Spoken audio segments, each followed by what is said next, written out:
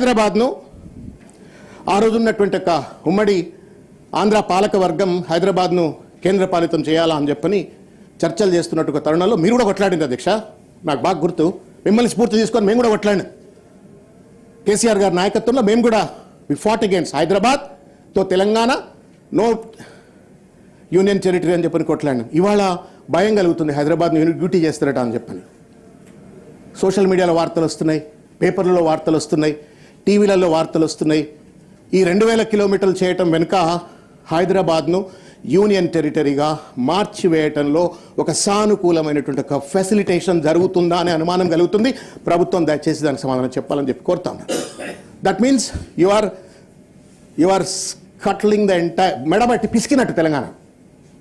హైదరాబాద్ను కనుక మీరు యూటీ చేసి కేంద్ర ప్రభుత్వ పరిధిలో తీసుకపోతే తెలంగాణ ప్రజల నోట్లో మన్ను కొట్టినట్టు శంకరన్న, మొత్తం ప్రజలందరికీ కూడా ఇబ్బంది జరుగుతుంది. ఇది ఇక్కడి నుంచే మనమంతా బతుకుతాం.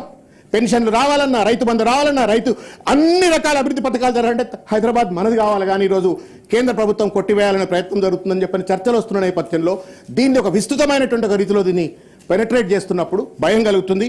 దానికి కూడా సమాధానం చెప్పాలని చెప్పి నేను కోరుతా ఉన్నాను.